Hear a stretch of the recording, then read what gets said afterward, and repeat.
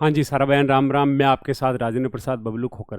देखो आपसे एग्जाम में क्वेश्चन आए जिसमें से बिफर बिफर जो तूफान, उसके बारे में बहुत सारी चीज़ें आपने देख ली न्यूज़ में, लेकिन एग्जाम की जो चीज़ें हैं वो न्यूज़ में नहीं मिली होगी। तो हमें एग्जाम के जो आएगी चीज़ें एग्जाम या एग्जाम के पर्सपेक्टिव के नज़र से देखें तो सबसे पहले हम देखेंगे कि साइक्लोन क्या होता है, कैसे बनते हैं, नॉर्मल ऊपर ऊपर से।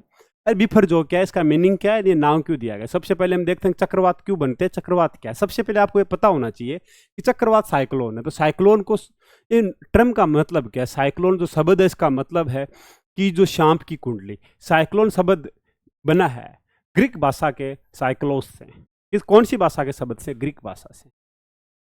अब ये ग्रीक भाषा के शब्द है साइक्लो, जिसका मतलब है शाम की, जो शाम कुंडली मार के बैठा रहता है उसे हम हिंदी में बोलते हैं शाम की कुंडली। तो इसी तरह तूफान को बोलते हैं शाम की कुंडली की तरह। ये तूफान भी ऐसा ही दिखता है जैसे शाम कुंडली मार के बैठा है। अब ग्रीक भाषा में बोलते हैं, ग्रीक भाषा कहाँ बोली जाती है, ग्रीक भाषा बोली जाती है यूनान में, जो प्राचीन यूनान, जो अरस्तु वाला यूनान यूनान था, जो सिकंदर का यूनान है। अब जैसे आपका नाम है तो ये कौन सा यूनान, ग्रीक, ग्रीस जिसकी कैपिटल क्या है एथेंस। यूनान के जस्ट ऊपर कौन सा देश है, बुल्गारिया, जिसकी कैपिटल क्या है सोफिया। जस्ट इसके ऊपर कौन सा देश है, मेसोडोनिया। ठीक है, मेसोडोनिया की कैपिटल क्या है, स्कापजे, इससे कापजे। ठीक, मेसोडोनिया के जस्ट नीचे यहाँ पे आएगा तिराना, अल्बानिया जो देश है जिसकी कैपिटल है तिराना। ऊपर कौन है, कोसोवो, कोसोवो का सर्बिया जिसकी बेलग्रेड है डेन्यूब नदी वाला। और इधर कौन सा आ जाएगा, बोस्ने अर्जे गोविंदे, बोस्ने अर्जे गोविंदा। ठीक है, इधर कौन सा सी है, आयोनियन सी, किसके, यूनान के इस तरफ कौन सा सागर है, आयोनियन सी, आयोनियन सागर। और इधर कौन सा है, एजियन सी। ठीक, और ये कौन सा है, मारा मारा सागर, ब्लैक सी और एजोब सागर। तो अब ग्रीक भाषा में चक्रवात को क्या बोला जाता है, सांप की कुंडली की तरह बैठा हुआ। अब ये तूफान बनते कैसे हैं, है क्या। देखो नॉर्मली हम देखते हैं चक्रवात जब भी समुद्र से धरती की तरफ आते हैं, चक्रवात की नहीं बोल, देखो एक होता है स्ट्रॉम, ठीक है, तूफान, छोटा सा तूफान होता है। जिन चक्रवातों की अगर स्पीड 62 किमी से ज्यादा होगी वो ही चक्रवात या साइक्लोन बोले जाएंगे, बाकी के स्ट्रॉम बोले जाएंगे। ठीक है, तूफान या छोटे तूफान बोले जाएंगे। अब ये बनते कहाँ पे, जितने भी साइक्लोन्स हैं ये साइक्लोन बनते हैं समुद्र के ऊपर। इसके ऊपर बनेंगे, गर्म समुद्र के ऊपर बनेंगे। अब गर्म समुद्र कहाँ पे मिलेगा, पृथ्वी के, ये 0 डिग्री है भूमध्य रेखा, 0 डिग्री से ऊपर 30 डिग्री, नीचे 30 डिग्री, इस एरिया में ही साइक्लोन बनते हैं। कब बनेंगे, जब समुद्र गर्म होगा। गर्म कब होगा, शर्त मिनिमम शर्त ये है कि 25 डिग्री से टेम्परेचर ज़्यादा हो समुद्र का। जब समुद्र का टेम्परेचर ज़्यादा होता है तो क्या होती है, हवा गर्म होती है और ऊपर उठ जाती है। जब हवा गर्म होकर ऊपर उठी, देखो ये हवा नीचे से गर्म होकर क्या हुई, ऊपर उठ गई। जैसे ऊपर उठी तो पास की जो ठंडी हवा थी वो क्या आ गई इसकी जगह, ये भी गर्म होकर ऊपर उठ गई। ऐसा एक सर्कल चलता है जिसे चक्रवात बनता है। ठीक है, अब आपसे कोई पूछे तो चक्रवात क्यों बनता है, अब जब भी चक्रवात आते हैं तो अपने रास्ते में आने वाली गाड़ियां पहाड़ियां सब कुछ खत्म कर देते हैं वो। ठीक है, अब आगे चलते हैं। चक्रवात बनता किसके ऊपर है, गर्म समुद्र पे बनता है। इसकी डेफिनेशन है गर्म समुद्र के ऊपर बनता है, ये सर्किल चलता रहता है। ठीक है, हवाएं गर्म। अब जो चक्रवात बनता है जो इसके बीच का एरिया इसको बोलते हैं आई।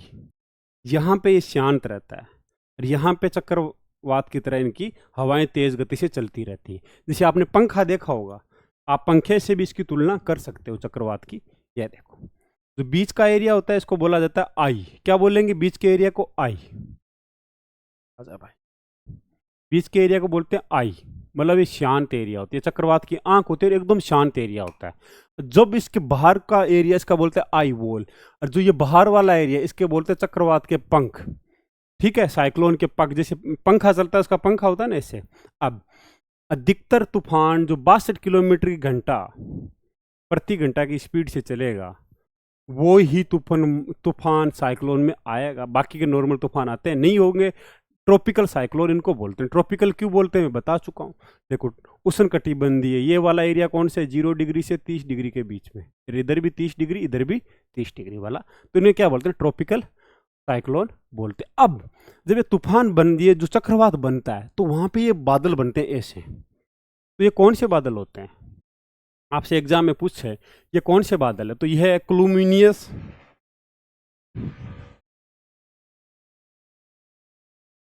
क्लूमिनिम्बस क्लाउड। तो कौन से हो गए? कपासी वर्षा, कपासी वर्षी मेघ या फिर कपासी वर्षा मेघ या क्लूमिनियस निम्बस क्लाउड बनते हैं। अब क्लाउड कितने टाइप के होते हैं? देखो क्लाउड्स को आप देखोगे, वैसे तो क्लाउड को 4 भागों में डिवाइड कर रखा है, लेकिन उनकी हाइट के अनुसार हम उन्हें 3 भागों में डिवाइड कर सकते हैं। पहला उच्च मेघ, हाई मेघ बादल, जिनकी 6,000 मीटर से 10,000 मीटर के बीच में जिनकी हाइट होगी वो क्या होगी? उच्च मेघ होंगे। उनमें कौन सा से? पक्षाब मेघ, पक्षाब कपासी मेघ, पक्षाब स्त्री मेघ, ठीक है, स्त्री मेघ। फिर मध्य मेघ, मिडिल में कौन कौन से आएंगे? स्त्री मध्य मेघ, मध्य कपासी मेघ, ठीक। अब निम्न में कौन कौन से आएंगे?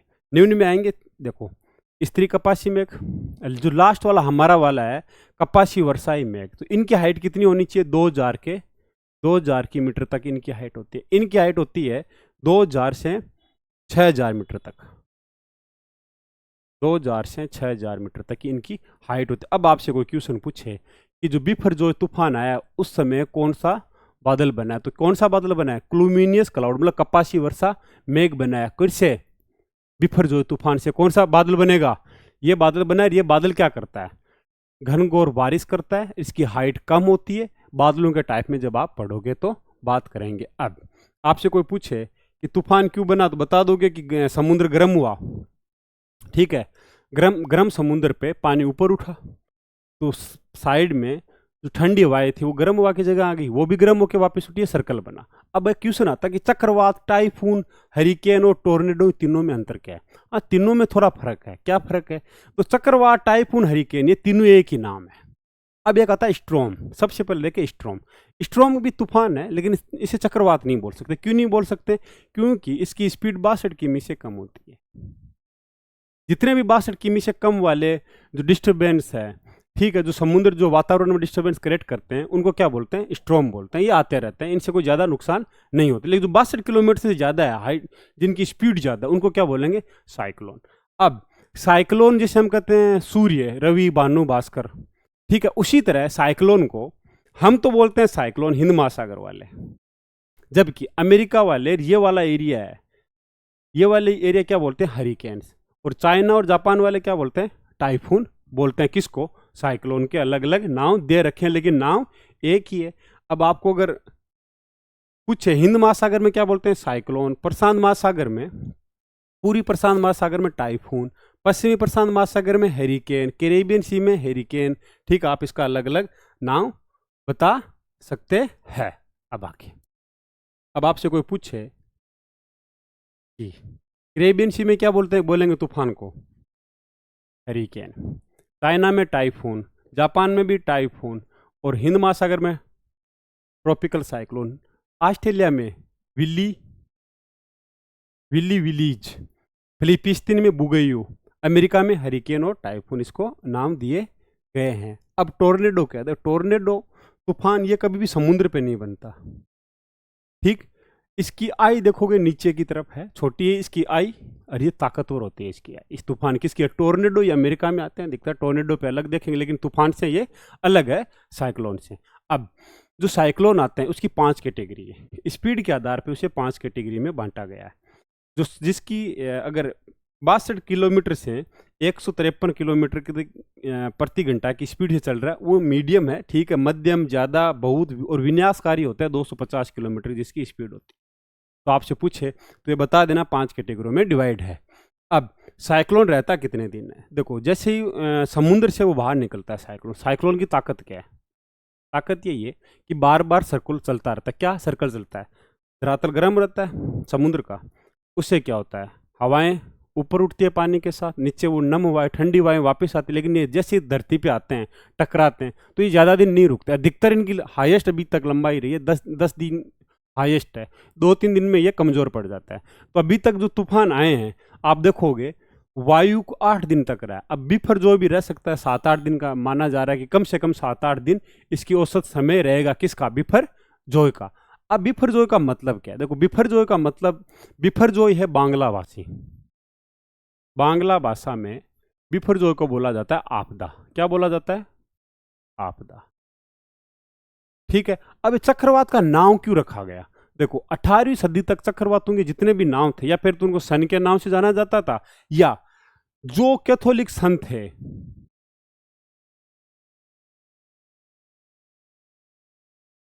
कैथोलिक संतों के नाम पे इनका नाम रखा जाता था। लेकिन 19वीं सदी में इन तूफानों का नाम महिलाओं के नाम पर भी रखा जाने लगा।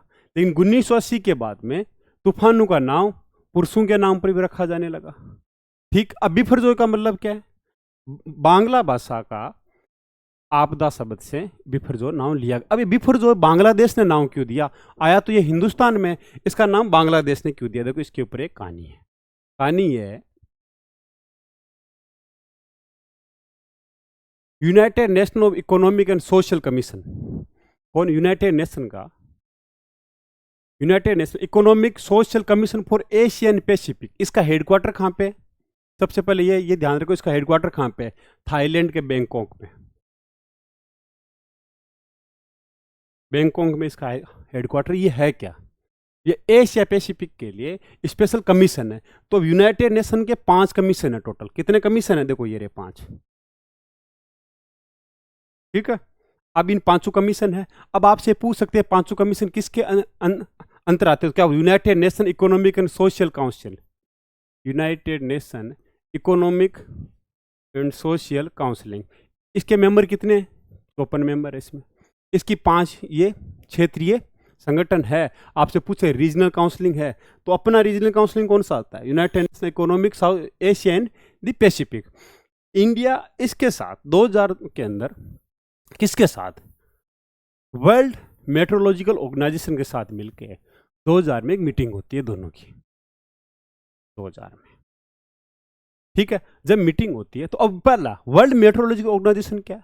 यह भी एक ऑर्गेनाइजेशन है जिसकी स्थापना 1950 में होती है। कब होती है? 1950 में होती है। इसका काम क्या है? कि एक प्लेटफॉर्म देना। किनको प्लेटफॉर्म देना? कि इंटरनेशनल कोऑपरेशन बनाना एटोमोस्फेयर में। अगर पर्यावरण की बात करें हम, साइंस या क्लाइमेटोलॉजी के अंदर, या फिर जियोग्राफी या जो जियो साइंटिस्ट वगैरह है, उनको एक साथ लाना वर्ल्ड मेट्रोलॉजिकल ऑर्गेनाइजेशन का ये काम है, उसका मेन एम है। तो दुनिया को प्लेटफॉर्म देता है। 1950 में बना। इसका हेडक्वार्टर कहाँ है? जिनेवा में। जिनेवा कहाँ है? स्विट्जरलैंड है। स्विट्जरलैंड, ऑस्ट्रिया, जिनेवा, जर्मनी वाला ये जुराल पर्वत वगैरह। ठीक। अब वर्ल्ड मेट्रोलॉजिकल ऑर्गेनाइजेशन और United nation economic science social commission और एशियन पैसिफिक ने 2000 में एक मीटिंग की। अब इसके अंदर कहा कि क्यों नाम इन तूफानों का नाम रखा जाए। तो 2004 से ये नाम रखा जा रहा है। कौन रखेंगे? 13 देशों ने। इसके अंदर कौन है? 13 देश है। 13 देश नाम रखते हैं। ठीक है। यहाँ पे ईरान लिख रखा है, ये ईरान है। कौन है? ईरान है। ठीक है। ईरान है, ईरान और भूटान। तो आपसे कोई पूछे 2004 से अल्फाबेटिक ऑर्डर से नाम रखा जा रहा है। अब जो भी तूफान आएगा, देखो अभी पहला तूफान जो आया 2004 में, तो उसका नाम रखा गया था फर्स्ट का ओनील। क्या नाम रखा गया था? ओनील। ये देश डिसाइड करते हैं, अपनी एक सूची दे देते हैं, ओनील। जितने भी नाम रखे जाएं किसी भी राजनीतिक नेता का नहीं होना चाहिए, सांस्कृतिक कल्चर वगैरह धर्म वगैरह से संबंधित नहीं होना चाहिए। तो क्या नाम है? ओनील है। ठीक। अब ये 13 देश हैं, तो ये 13 देश नाम रखेंगे जितने भी अगर हिंद महासागर में तूफान आएंगे या पैसिफिक रीजन में तूफान आएंगे, इनका नाम ये रखेंगे। अब इससे पहले एक तूफान आया था बिफरजोय से पहले। कौन सा तूफान आया था? मोका। कौन सा तूफान आया था? मोका। ये तूफान कहाँ आया था? ये तूफान आया था बांग्लादेश और म्यांमार में। लेकिन इसका नाम किसने रखा था? यमन ने, जिसकी कैपिटल है सना। क्या कैपिटल है? सना। ये कौन सी जल संधि है? और ये कौन सी जल संधि है? देखो ये वाली। तो ये कौन सी होगी? बाबल मंडेव और ये होमुर जल संधि। और ये इधर कौन सा है? यूएई है, यूनाइटेड अरब अमीरात। और ये कौन सा हो गया? सनाई प्रायद्वीप, Israel, Jordan, Syria, Lebanon, Iraq, Iran. ठीक है। तो आपको ये देखना है। तो ये यमन वाला है। ठीक है। अब इसके साथ में नाम किसने रखा तूफान का? मोका आया कहाँ पे था? बांग्लादेश में, म्यांमार। नाम किसने रखा? यमन ने रखा। अब जो अगला तूफान आएगा बिफरजोय के बाद में, उसका नाम रखा गया तेज। क्या रखा गया? तेज। ये किसने रखा है? भारत ने। तो ये लिस्ट वगैरह दी जाती है तूफान का नाम रखने के लिए। अब एग्जाम में हमारे लिए क्या क्वेश्चन आएगा? एक याद रखना, हिंदुस्तान में एक तूफान आया था भोला 1970 में। लगभग 4 लाख लोग मरे थे भोला से। अगर आपको किसी को अगर उदाहरण देना है, ये बांग्लादेश जो पश्चिम बंगाल वगैरह एरिया है या बांग्लादेश है, ये उसमें आया था 1970 में भोला तूफान। अब जब तूफान आता है तो तीन तरह के अलर्ट आते हैं। एक होता है ऑरेंज अलर्ट, ठीक है, sorry yellow alert, orange alert और रेड अलर्ट। पहले आता है pre cyclone alert, watch alert. ये 72 घंटे पहले दिया जाता है कि तूफान बन रहा है, बनते समय कि तूफान कहीं बन रहा है। येलो अलर्ट में क्या होता है, ये बताता है कि तूफान किस दिशा में आ रहा है, तो ये 48 घंटे के अंदर दिया जाता है तूफान का। फिर 24 घंटे बाद में ये बताया जाता है कि इसकी रेंज किस तरह पर किस तरफ आएगा, तो ये 24 घंटे पहले दिया जाता है कि इसका लोकेशन बताया, जैसे अभी बीफर जोर का बताया कि ये आएगा कहाँ पे आएगा, गुजरात में आएगा, तो 24 घंटे पहले कौन सा अलर्ट जारी हुआ, ऑरेंज, ये रहा ऑरेंज अलर्ट, कलर ऑरेंज है। अब रेड अलर्ट कब जारी किया जाता है, 12 घंटे पहले कि ये तट से किस जगह टकराएगा, उस जगह की जगह खाली करवा ली जाती है तटों के ऊपर से, तो ये अलर्ट याद आ गए। अब भारत सरकार ने क्या किया, ये पता कैसे चलेगा, ये अलर्ट हम जारी करते हैं। देखो एक तूफान है 2013 में, तूफान का नाम फेलिन,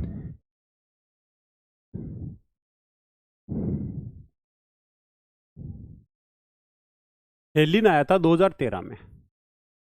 इस तूफान के बेंचमार्क मान सकते हैं हम फेलिन को। क्यों मान सकते हैं, तूफान को जारी करने के लिए आज हिंदुस्तान में 7 जोन है, 7 साइक्लोन जोन बनाए गए, 7 साइक्लोन वार्निंग सिस्टम है, जिसमें से 3 एरिया वार्निंग सिस्टम है जिनको ACW बोल सकते हैं, ACWC। देखो यार ACWC, ये 3 कहाँ पे, एक है चेन्नई में, एक है कोलकाता में, एक है बम्बई में, बाकी 4 है साइक्लोन वार्निंग सेंटर। कहाँ पे एग्जाम पूछ सकता है, अहमदाबाद, तिरुवनंतपुरम, विशाखापट्टनम, भुवनेश्वर। तो ये रहा भुवनेश्वर, ठीक है, विशाखापट्टनम, अहमदाबाद, तिरुवनंतपुरम। तो ये आप पूछ सकते हैं। इस जब ये साइक्लोन जोन बना है, जब से अब तूफान आए, देखो फेनिल के बाद हुदहुद आया 2014 में, 2016 में वर्दा आया, 2018 में तितली आया,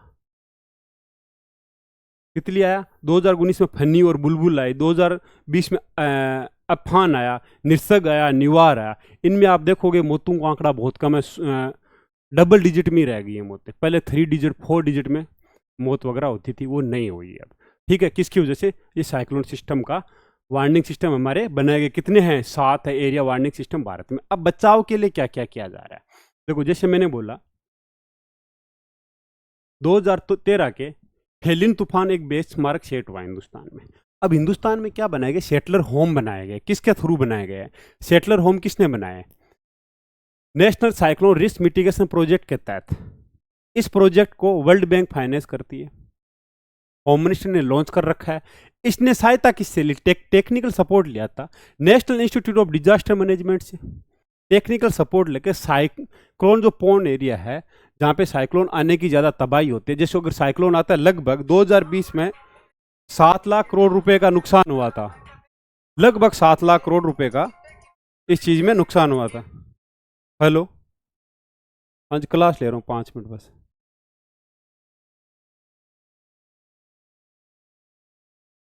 ठीक, अब 7 लाख करोड़ का नुकसान हुआ, आपको फसलें भी देखी बर्बाद हो सकती है। अब सबसे पहले हम देखेंगे कि नेशनल साइक्लोन रिस्क मिटिगेशन जो प्रोजेक्ट है, इसके तहत ऐसे सेटलर बनाए जाते हैं। इन सेटलरों में अगर तूफान जबरदस्त 350 किलोमीटर स्पीड से आए तो भी ये सेटलर होम नहीं गिरेंगे। इनकी डिजाइन इसी तरह बनाएगी, हवा आर पार हो जाती है, ठीक है। ये सेटलर होम बनाए गए, या इनकी क्षमता 2000 भी हो सकता है, 3000 भी हो सकती है। अब ये सेटलर होम बनाने के लिए मैंने बोला 2 नाम है। आपसे यूपीएससी पूछे कि national institute of disaster management क्या है, तो आपको सबसे पहले ये बताना है। क्या बताना है, ये है क्या। इसकी स्थापना होती है 1995 में। कब होती है, 1995 में। दूसरा, इसके प्रेसिडेंट कौन होते हैं, आपसे पूछे इसके प्रेसिडेंट कौन होंगे। इस national institute of disaster management के प्रेसिडेंट होंगे होम मिनिस्टर, माननीय अमित शाह जी अभी प्रेसिडेंट है। अब इसका काम क्या होगा कि सरकार को कंसल्ट देना या फिर परामर्श देना कि जो असिस्टेंट जो पॉलिसी फ्रेमवर्क के किसके अंदर, जो डिजास्टर मैनेजमेंट चक्रवात से जो भी संबंधित आएगी, और ऐसी टेक्नोलॉजी को इनोवेट करना जिसके थ्रू हम चक्रवातों का जो प्रभाव है, जो प्राकृतिक आपदाओं का प्रभाव है, उनको हम कम कर सकते हैं। तो अब ये पहले कब बना, 1995 में बना, लेकिन 2005 के एक्ट से इसका नाम बदल, ये प्रेजेंट नाम 2005 के एक्ट से दिया गया, नेशनल डिजास्टर मैनेजमेंट एक्ट 2005 के तहत। अब आगे चलते हैं। दूसरा है national cyclone risk mitigation project क्या है। अब ये रिस्क मिटिगेशन प्रोजेक्ट के बारे में क्वेश्चन पूछे, ये होम मिनिस्ट्री के द्वारा लंच है, ठीक है। सपोर्ट कौन करती है? वर्ल्ड बैंक सपोर्ट करती है। इसका काम क्या है?